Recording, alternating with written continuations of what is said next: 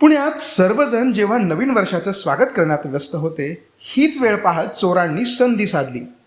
रविवार पेठेतील एका सराफी दुकानात 1 जानेवारीला पहाटे 5 किलो सोने आणि 10 लाख रुपयांची जबरी चोरी झाल्यानं एकच खळबळ उडाली. चोरांनी दुकानातील सोनं चोरून ते शेतात पुरून ठेवलं, पण पोलिसांनी मोठ्या शिताफीने या चोरांचा तपास लावला. पोलिसांनी आरोपी आणि त्याच्या साथीदारांना बेड्या ठोकल्या आहेत. दरम्यान पोलिसांनी या संपूर्ण प्रकरणाचा तपास कसा लावला, तुम्हीच ऐका. फरासखाना पोलीस स्टेशन हद्दीत रविवार पेठेत राज कास्टिंग ज्वेलर्स ह्या दुकानावर 1 जानेवारी 2024चे पहाटे 3 वाजताच्या सुमारास एक चोरीचं प्रकरण झाला. हा चोरीच्या प्रकरणामध्ये त्या दुकानात काम करणारा एक कामगार, त्याच्या एक नातेवाईक आणि त्याचे अजून फॅमिली मेंबर्स जे आहे ते इन्वॉल्ड होते. यामध्ये त्यांनी ते दुकान मालकाचा जे विश्वासू आहे, ज्याच्याकडे दुकानाची चाबी होती, झोपलेली अवस्थेमध्ये त्याची खिशातून त्याचे जे बॅग होता त्याच्या सॅकमधून चाबी जे आहे किल्ली चोरून नेली आणि त्याच्याकडे राहण्यासाठी एका रूममध्ये होते, त्यामुळे तिच्याकडून काढून गेले आणि दुकानीत जाऊन त्यांनी त्या ठिकाणून अंदाजन 4.5 किलो ते 5 किलो जे सोनं आहे ते चोरी केला आणि त्याचबरोबर 10 लाख रुपये रोख रक्कम ही सुद्धा चोरी करून गेले. आणि इथून चोरी केल्यानंतर त्यामधून एक आरोपी जे आहे तो कोल्हापूरला गेला आणि बाकीचे जे 2 आरोपी आहे ते सांगली जिल्ह्यात जत तालुका या ठिकाणी एक कारंडेवाडी गाव आहे त्या ठिकाणी गेले.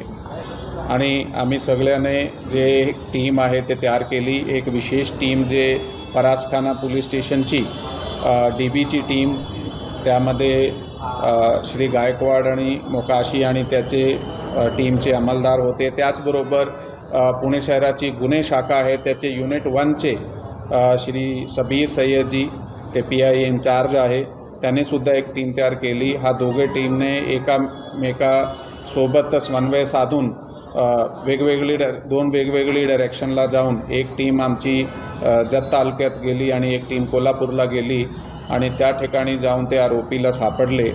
आणि आरोपीला सापडल्यानंतर त्याचे इंटॅरोगेशनमध्ये रिकव्हरीची जे प्रोसेस आहे ते राबवण्यात आली आणि ह्या रिकव्हरीमध्ये सध्यापर्यंत 3.5 किलो सोनं आहे ते जप्त करण्यात आलेलं आहे. त्याचबरोबर गेलेली 10 लाख रोख रक्कम, त्यामधून 9,73,000 रुपयेसुद्धा जप्त करण्यात आलेले आहे.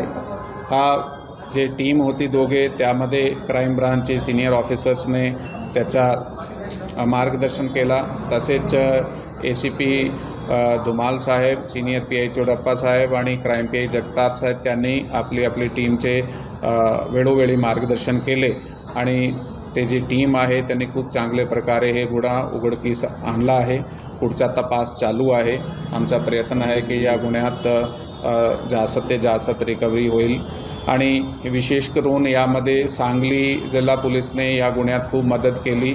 आम्ही सांगली जिल्ह्याचे SP साहेब श्री बसवराज तेली साहेबाला विनंती केली की कारण ह्यांनी जे मुद्देमाल होते ते शेतात लपवून दिला होता वेगवेगळ्या ठिकाणी, थोडा करून 100 ग्राम 200 ग्राम करून असा केलीचे शेतामध्ये, दुसरे शेतामध्ये, पाण्याचे पाईपमध्ये टाकला होता. त्यासाठी एक मेटल डिटेक्टरची गरज होती.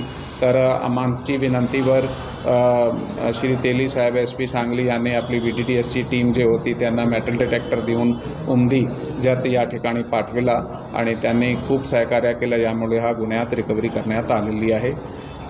पुढचा तपास चालू आहे. थँक्यू. जय हिंद, जय महाराष्ट्र.